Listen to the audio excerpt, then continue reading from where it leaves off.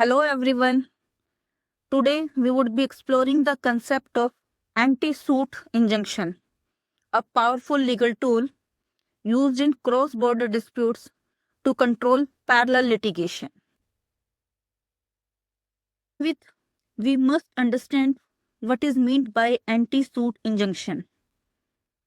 It is a court order restraining a party from pursuing legal action in another jurisdiction.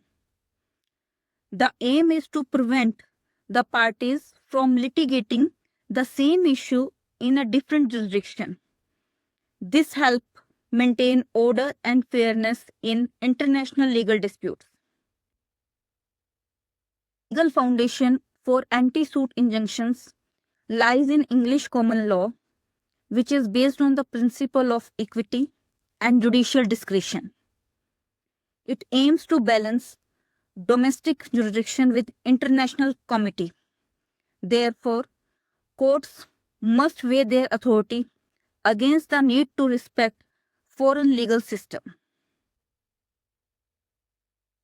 Injunction is granted in the following situation.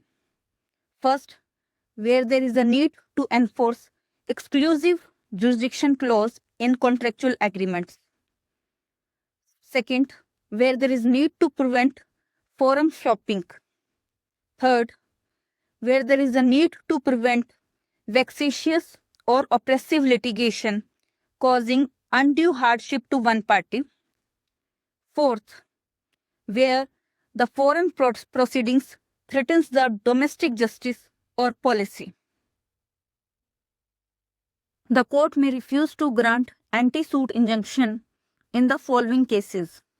First, where it is found that granting anti-suit injunction would result in disrespect of foreign legal system.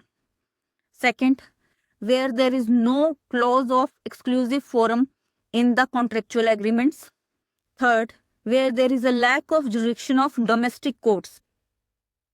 There is an interesting concept in anti-suit injunction, which is known as anti-suit injunction. It is issued by foreign courts to block compliance with anti-suit injunctions.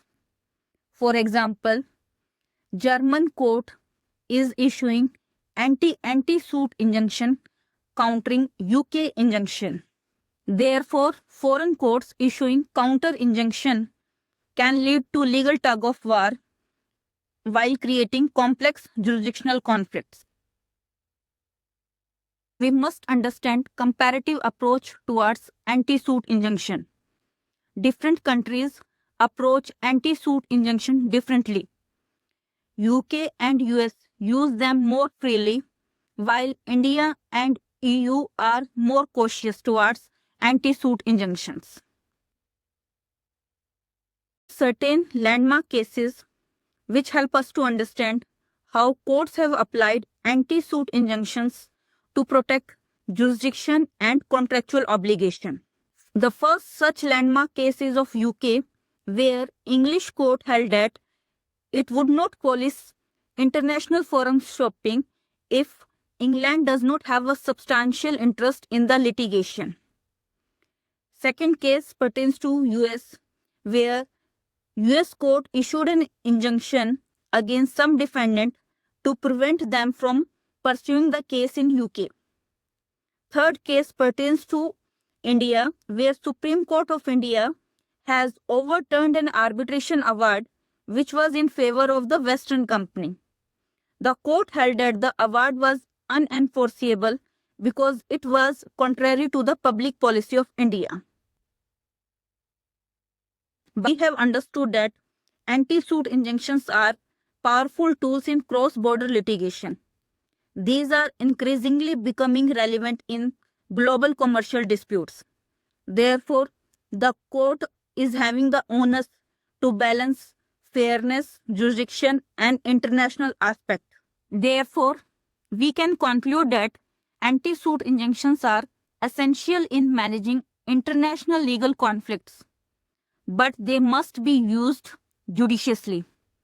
This is all for today. Thank you. This series would be continued further to explain important aspects of injunction. This would be helpful to all the individuals, including professional in legal fields. Do continue to watch our series and share your feedback by way of comment. If found helpful, please like and share as much as possible and subscribe.